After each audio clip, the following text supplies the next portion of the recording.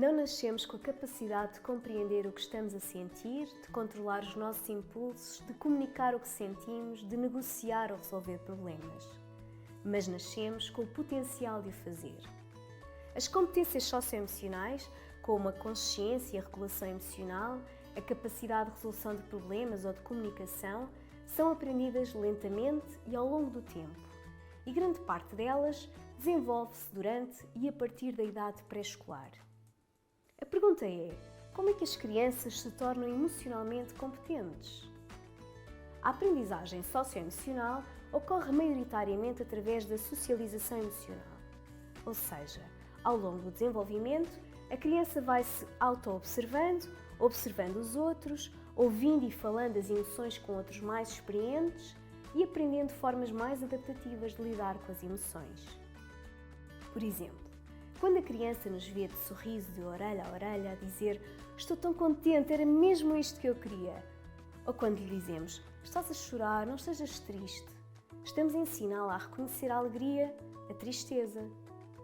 Quando a criança chega à casa mais parada e nos diz "Estou com uma dor, com uma impressão na barriga", e nós lhe perguntamos "O que aconteceu na escola? Estás preocupada com alguma coisa?", estamos a ensiná-la a reconhecer a ansiedade. Por outro lado, quando ensinamos à criança a respirar fundo quando está muito zangada, estamos a ensiná-la a regular a raiva. Ou quando lhe dizemos para ir brincar com outro brinquedo enquanto espera que a outra criança termine a brincadeira, estamos a ensiná-la a aprender a autorregular o seu comportamento. São vários os exemplos de como sentimos as emoções como sinais corporais perceptíveis. Existem outros. Por exemplo, o ritmo cardíaco acelerado quando apanhamos um susto, a tensão no peito perante uma má notícia, o rubor na face quando sentimos vergonha. Esta ligação entre emoções e estados corporais reflete-se até na forma como falamos de emoções.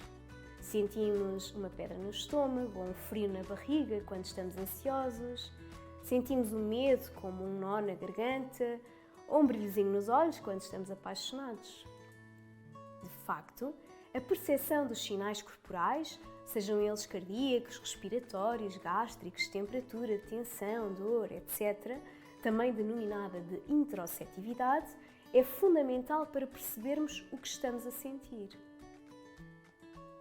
A maior parte das crianças de idade pré-escolar já tem esta capacidade de experienciar conscientemente os seus estados corporais e de aprender a ligar estas pistas corporais à situação que as evocou. Por exemplo, associar a sensação do coração a bater com força ao medo, ou associar a sensação de dor de barriga à ansiedade perante a mudança de escola. No entanto, nós podemos ajudar a criança nesta aprendizagem. Podemos ajudar a criança a compreender a ligação entre o corpo e as suas emoções, desenvolvendo a sua consciência interoceptiva e emocional. E esta aprendizagem não exige necessariamente um currículo separado. A maneira mais poderosa para ajudar as crianças a se tornarem emocionalmente competentes é por meio da comunicação, da modulação e da estruturação das atividades cotidianas, como o brincar.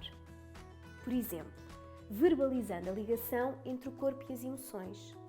Parece que ficaste mesmo zangado. Repara nos teus braços, estão tensos, estão rijos. Ou estão mesmo entusiasmados. Reparem nos vossos sorrisos e nos vossos olhos. Mas também verbalizando a ligação entre as emoções e as situações que lhes estão associadas. Hoje o amigo vem um bocadinho triste. Perdeu o seu brinquedo favorito no fim de semana. Ou ficaste mesmo contente com o regresso da tua amiga. É claro que é importante não cair na tentação de generalizar e comportamentalizar esta ligação entre corpo, emoções e situações. Devemos até mesmo evitar estes estereótipos comumente divulgados. Sorrimos quando estamos contentes, choramos sempre que estamos tristes. Nem sempre é assim. Devemos estar abertos à diversidade do mundo real. Um sorriso pode significar alegria, vergonha, raiva ou até tristeza, dependendo do contexto. Um aumento do ritmo cardíaco pode significar alegria, medo ou raiva, dependendo do contexto. O importante é notar e verbalizar estas relações, umas mais comuns, outras menos, umas mais consensuais, outras menos frequentes. É importante a criança perceber que podemos sentir a mesma emoção de várias maneiras e que a mesma situação pode ser sentida de forma diferente. Em vez de comportamentalizarmos, de automatizarmos a relação entre corpo, emoções e situações, devemos antes abrir a experiência da criança à liberdade e à diversidade do sentir. Só desta forma estaremos a ajudar a criança a expandir o seu conhecimento emocional. Por outro lado, proporcionar momentos de escuta e de observação do corpo, nomeadamente momentos de atividade física, de preferência no espaço exterior, onde a criança sente uma maior liberdade de movimento e de expressão. É também importante para a aprendizagem socioemocional. Quando as crianças se envolvem no jogo de atividade física, como correr, saltar, escalar, brincar às apanhadas, elas vivenciam uma alteração significativa dos seus estados corporais. Por exemplo, o coração e a respiração aceleram, alguns músculos ficam mais tensos, o corpo fica mais quente e por vezes a face fica ruborizada. As crianças têm assim a possibilidade de notar, reconhecer, identificar e responder a estas sensações físicas. Elas ficam mais atentas ao seu corpo e conseguem compreendê-lo como palco das suas emoções. Mas não basta observar o corpo.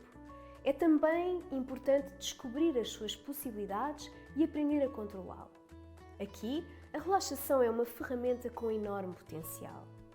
Através de jogos de respiração, de jogos de alternância entre a atividade e a passividade, por exemplo, contraindo e descontraindo as diferentes partes do corpo, ou através de propostas de visualização, as crianças aprendem a controlar o seu corpo e a sua atenção, ou seja, a autorregularem-se.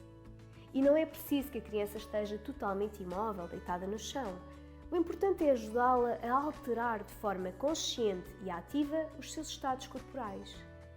É que esta capacidade é fundamental para a autorregulação, quer seja das emoções, dos pensamentos ou dos comportamentos. A criança que consegue adequar a intensidade da sua respiração pode usar essa competência para se autorregular numa situação emocionalmente intensa. A criança que consegue contrair e descontrair os braços pode usar essa habilidade para inibir a sua vontade súbita de bater no amigo. Outro exemplo. A criança que consegue manter a sua atenção nas diferentes partes do corpo, nomeadas pelo adulto, consegue, noutros contextos, prestar mais atenção às informações que lhe são dadas. É então evidente, e os estudos suportam esta afirmação, que a relaxação é uma ferramenta importante para o desenvolvimento da autorregulação. Assim, seja através da comunicação, do jogo de atividade física ou da relaxação, o importante é proporcionarmos às crianças momentos de escuta e de observação do seu corpo, ajudando-as a conectar-se com o seu corpo e a compreendê-lo para depois o regularem e comunicarem.